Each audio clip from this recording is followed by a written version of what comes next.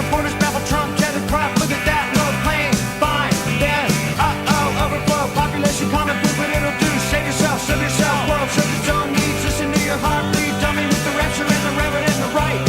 You patriotic, slam, fight, bright, light, feeling, pretty sight. It's the end of the world as we know it.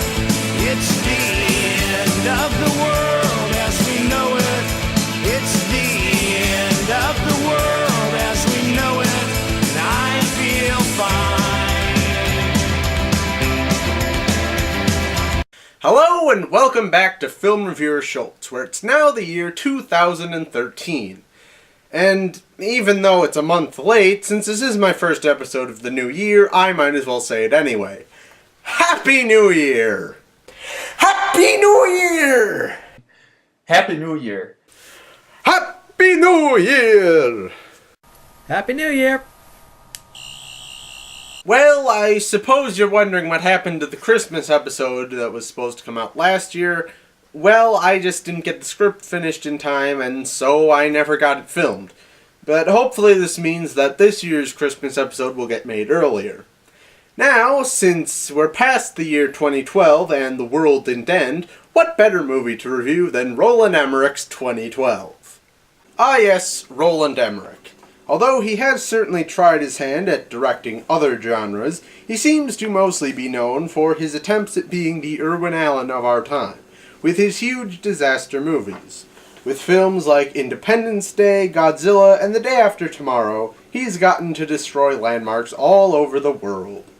Now, up till this review, I had only seen The Day After Tomorrow, and even though I thought that one was okay, I still intend to review it on here eventually. I've been able to get the gist of Independence Day and Godzilla thanks to the Nostalgia Critic reviews, so it's a good thing he reviewed those before he merged with the plot hole. Which is where he is now. A main cast of stars struggles to survive through a massive disaster that's destroying national landmarks, and although some of them will get elaborate death scenes, most of them will live to the ultimately happy ending, where humanity is rebuilding itself after the disaster. And if there's anything better than a disaster movie, it's a disaster movie based on an end-of-the-world conspiracy theory.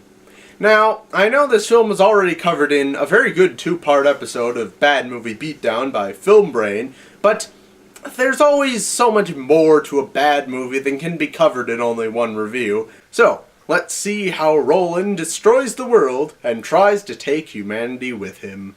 So the film starts with a prologue in 2009, where Dr. Helmsley is in India meeting with a colleague. He finds out that the sun's solar flares are heating up the Earth's core, which is a sign about the upcoming apocalypse in 3 years. Well, if the problem is just with the Earth's core, just send in Hilary Swank, Delroy Lindo, and Harvey Dent. Helmsley goes to Washington to show this evidence to Oliver Platt, who's such a transparently evil businessman you can already tell it by his first line. Tonight, with your extraordinary generosity, we have raised $1.7 million. Have a stiff drink because I'm locking. I work for the White House. I don't care who you are, sir. This is a black tie event. I'll give you a black tie! So then they both go to tell the president, and the film then cuts to a year later, where it's a typical day in Washington. We see the president, played by Danny Glover, addressing the other world leaders on the gravity of the situation. We also see a family in Tibet being separated, but don't worry. While this seems to be pointless at first, it does eventually have a payoff in the film. The film then cuts to another year later, where the Mona Lisa and other art masterpieces are being replaced by copies. Well, that's really going to mess up Tom Hanks' plan of transcribing the hidden map on the back. Then the film goes to the titular year, where we see the main character, Arthur Jackson Curtis, played by John Cusack. Of course, it's probably not a coincidence that both the actor and character share the same initials, since he's obviously supposed to represent John Cleese. Or was it Justin Carmichael? Jack Claffey? Jennifer Connelly? John Carradine? Jackson is late picking up his kids from his ex-wife. Good, because we've never seen a neglectful father in a Roland Emmerich disaster film. Meanwhile, the destruction has already begun. Meryl, I told you, we have to move back to Wisconsin.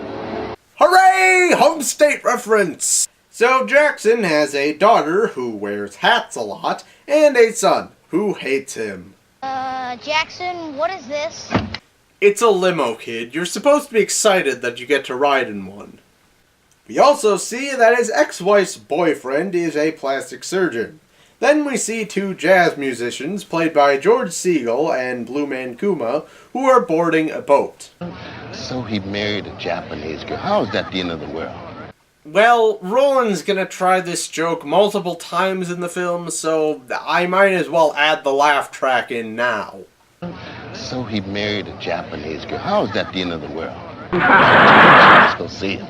You see your boy? Not as much as I'd like. DC is a long way, but at least we talk. About what? Life. And how short it is.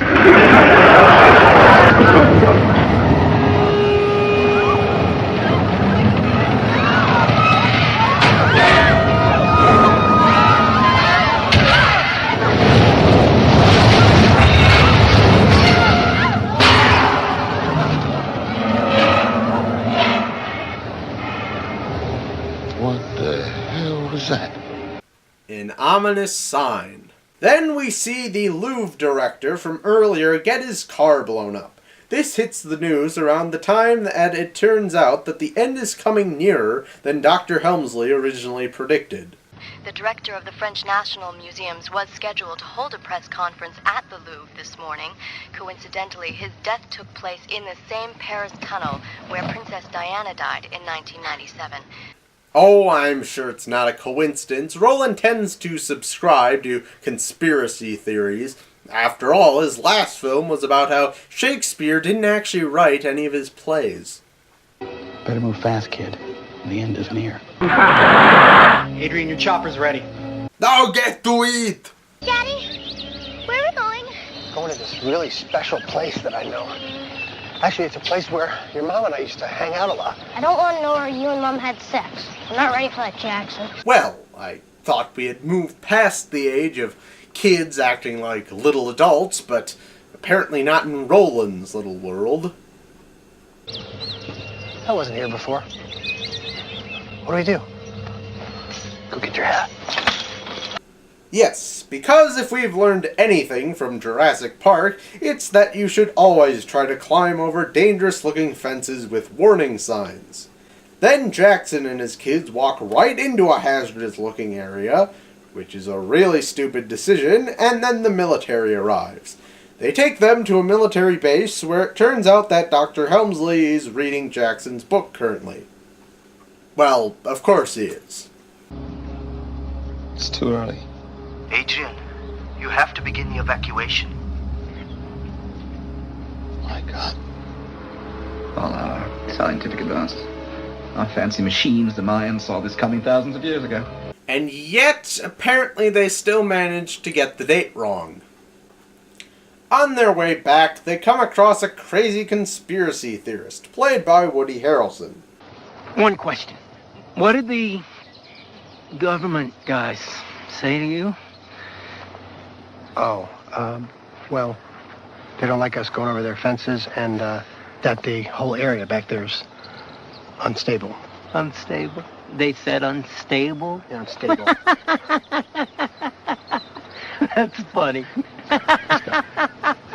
Have a good one. Unstable. Somehow I don't think that's the only thing that's unstable around here. What family? That hurts my feelings when you say stuff like that. Ha! I don't care at all about your feelings, John Cusack. It turns out that Woody is also a crazy radio show host. Hey, Pickle. He has also made a video detailing how the world is going to end, which was apparently made for albinoblacksheep.com. Of course, if you were looking for a flash animation on the end of the world, this would have probably been more accurate. Now we've got missiles flying everywhere, passing each other. Russia's like, ah, motherland! Then England's like, about that time, eh, chaps? Righto. Honey, women pay me thousands of dollars to handle their boobs. You get it for free. Keep it classy, Emmerich. Listen, we have to keep working at this. Our relationship. I mean, I don't know, honey. I just feel like there's something pulling us apart.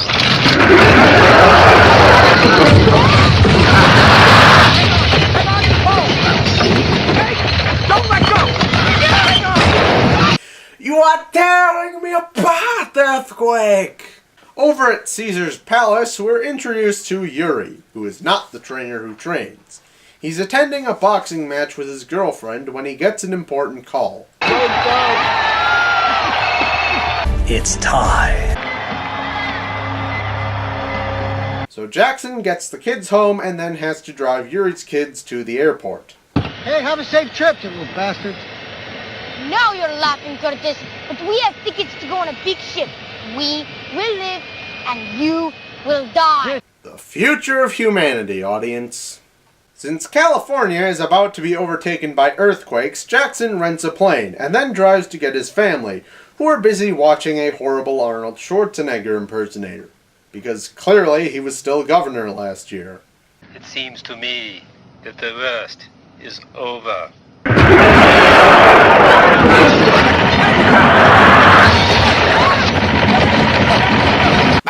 Now I will never get to the chopper! Get out of the way! Move it! Hold on to those eggs, dear. Come on, you bags! Treat!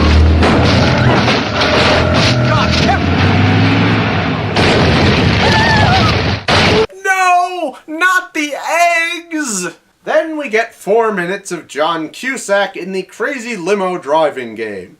At least that's what it feels like.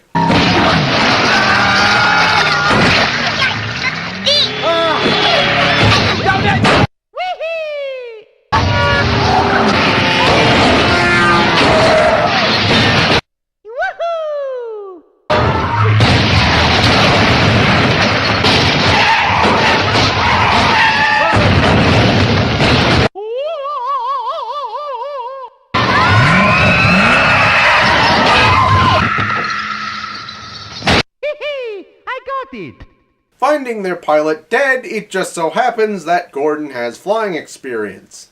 Like a surgeon, flying for the very first time. They manage to fly out as the state of California sinks into the ocean and millions of people die. Then this happens.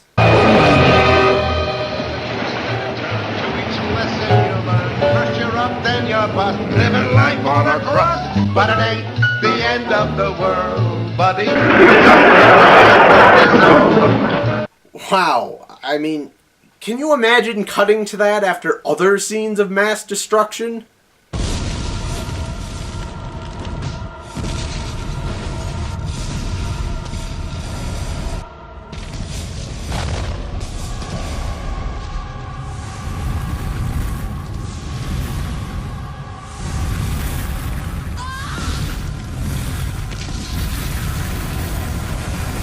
But it ain't the end of the world, buddy. Just act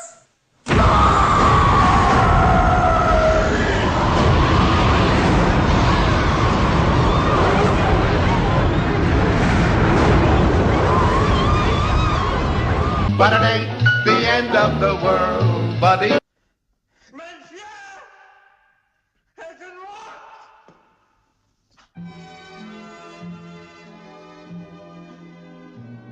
But it ain't the end of the world, buddy. Blue Man Kuma gets a call from his son, who is Dr. Helmsley, who tells him that the world is ending. Back to the main characters. They land in Yellowstone so that Jackson can get the map to the ships that Woody has. Okay, well, one problem you're probably noticing by now, Roland put way too many characters into this main cast. We have Jackson, his 2 kids, his ex-wife, her boyfriend, Dr. Helmsley, Oliver Platt, the president's daughter, Blue Man Kuma, George Segal, Yuri, his girlfriend, his 2 kids, his pilot, the Tibet family, that British guy. Woody Harrelson, Handsome Tom, and 8-Bit Mickey. Gilligan, the skipper too, a millionaire and his wife, the movie star, the professor and Mary Ann, and the rest. and then there's more. Then there's more. Finding the map, Jackson drives the trailer back to the airport, while Woody stays behind because he's too interesting of a character to be in this movie any longer.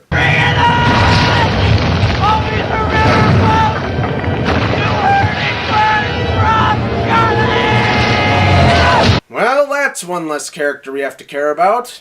So, of course, Jackson is able to outmaneuver the falling bits of volcano and even the earthquakes as well. Hey, where is he? What's he doing?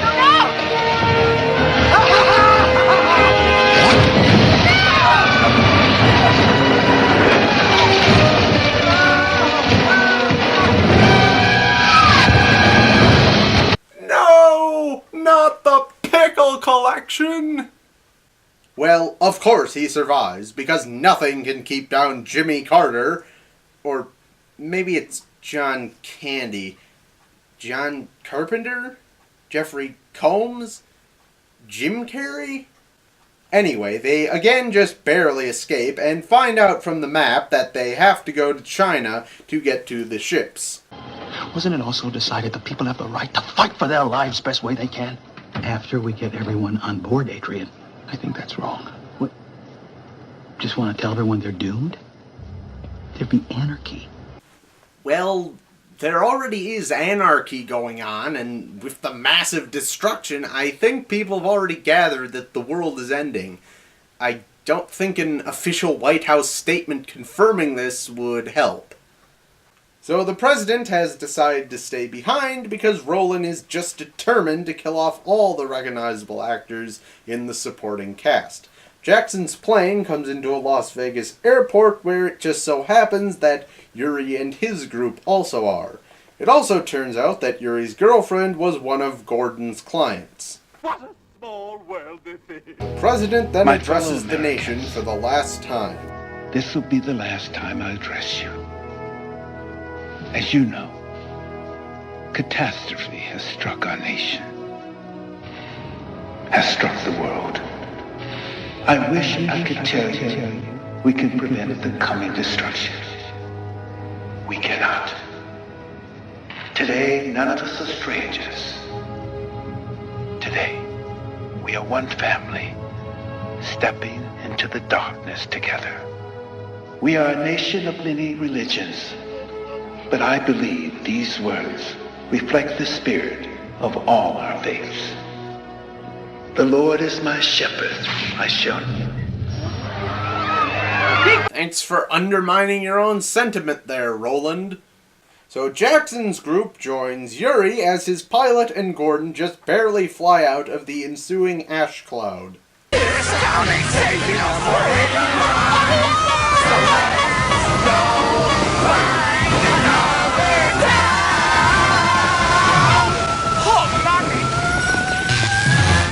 Then we see the son from the Tibet family talking to a monk, none of which is subtitled for us. But apparently the monk gives him his truck. Why would a monk have a truck? Then we get bonding scenes for all the characters on Yuri's plane and between Dr. Helmsley and the president's daughter. Then George Segal calls his son in Japan, but before he can answer, he and his family are killed by the destruction. Okay, this isn't even tugging at the heartstrings. This is ripping them out by force and stomping on them.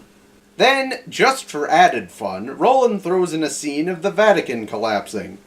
Okay, even if you're not a person of faith, are you really getting enjoyment at seeing thousands of people crushed to death?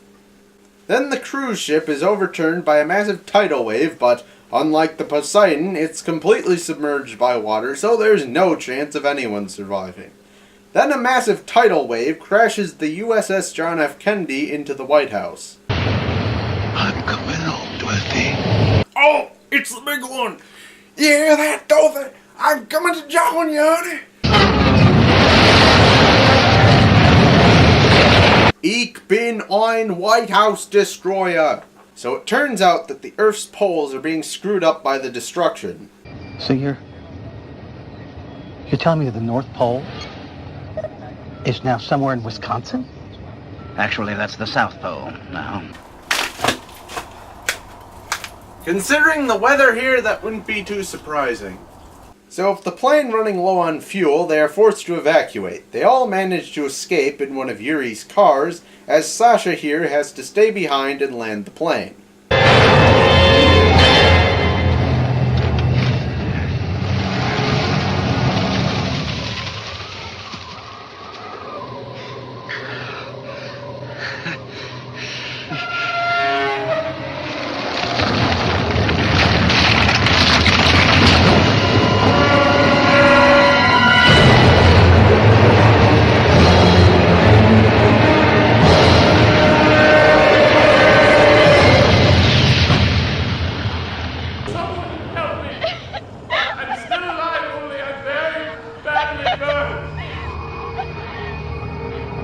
Then we see the silliest thing in the film.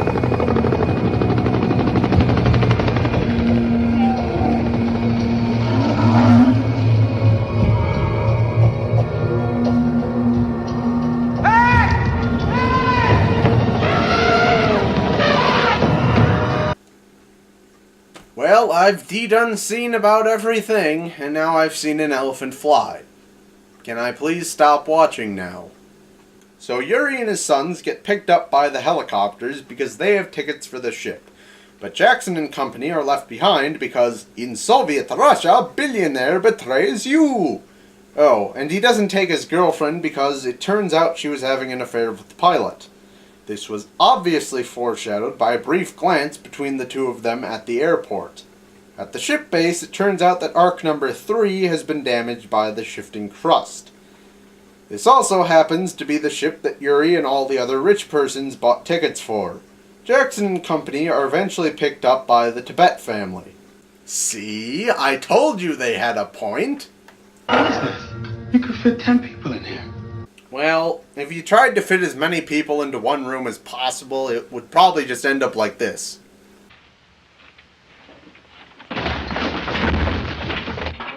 Then Dr. Helmsley's India colleague and family are not picked up by a helicopter and are killed by a tidal wave. More heartstrings torture. As Jackson and company sneak onto the fourth ship, which is leaving early due to an impact coming earlier than expected, the massive rich people are also trying to get on.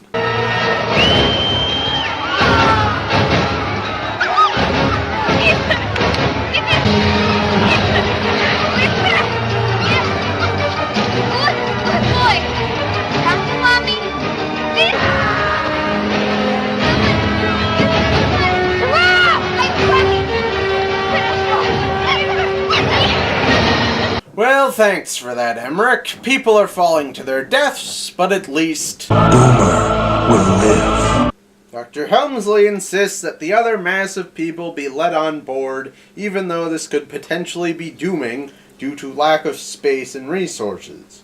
When the gates are opening, the heroes manage to get the gears mucked up in the process and also get one of the workers injured and Gordon flattened like a pancake. And Jackson almost gets crushed too. But of course, nothing can stop John Carter, or maybe Jackie Chan.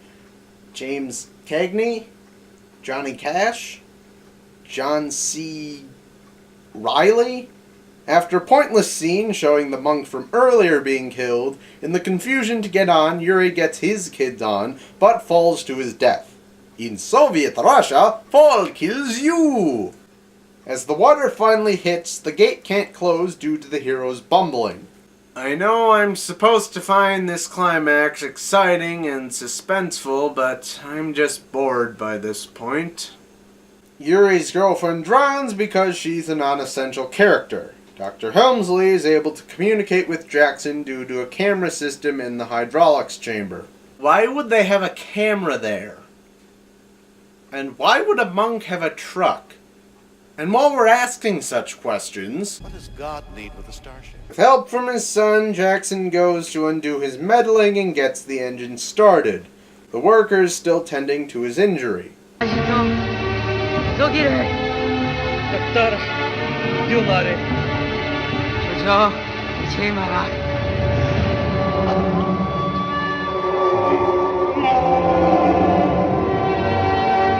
Well, thank you for your opinion, Mr. Giraffe, but I believe this animal had a better point to say.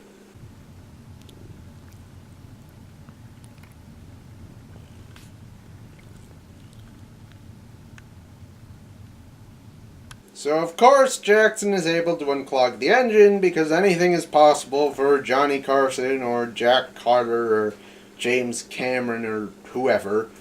The film then cuts to a year later. Shuttle Atlantis, our last day. All we can hear is the sound of our own breathing that reminds us we are still sharing our memories, hopes, and ideas. And isn't it funny, just this morning, we worked it out. Somehow or another, we all have relatives in Wisconsin. Hooray! We got mentioned 3 times in this movie! So it turns out the waters are beginning to recede and that the entire continent of Africa is already deflooded.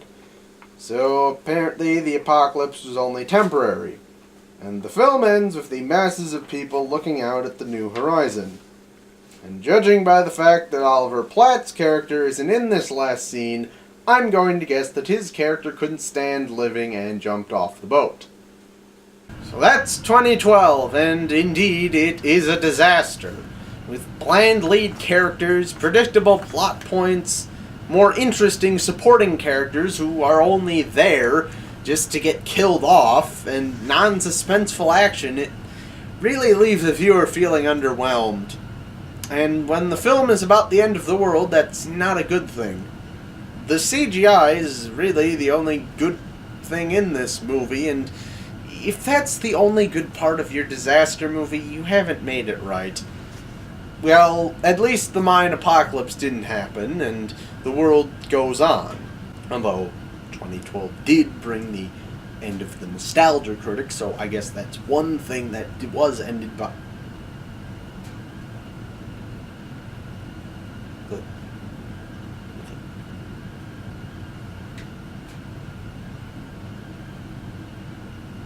The nostalgia critic, he's left the plot hole. He's returned. He's back. What? But what'll this mean for demo reel?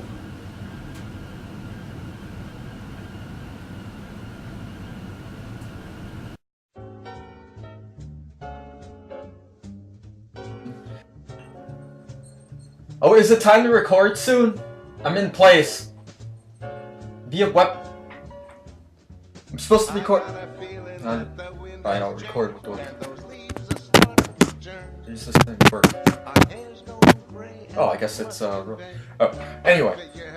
Hi, my name's Derek Pfister, and today, via webcam, I'm going to be giving a nice, heartwarming Happy New Year to film review.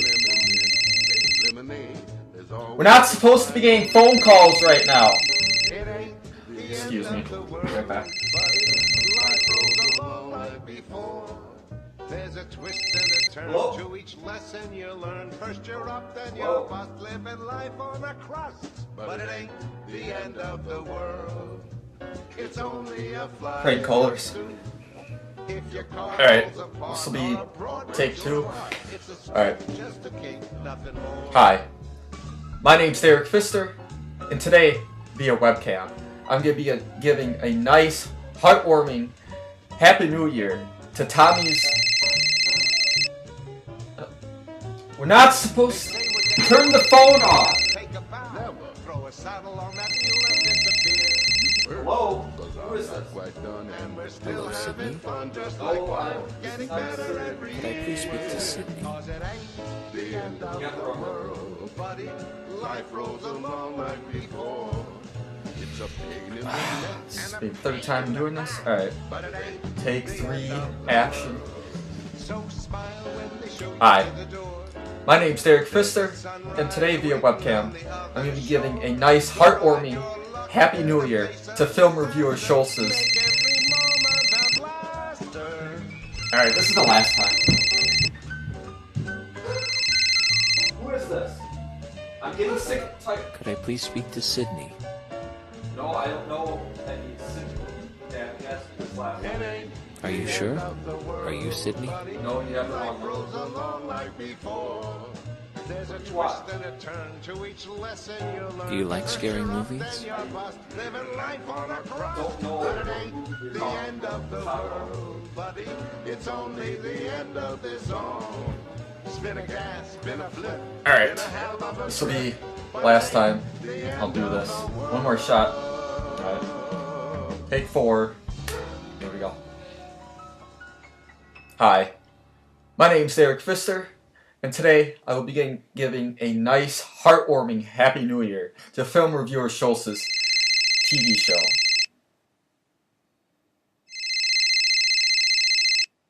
Alright, that's enough. I'm getting sick and tired of shit.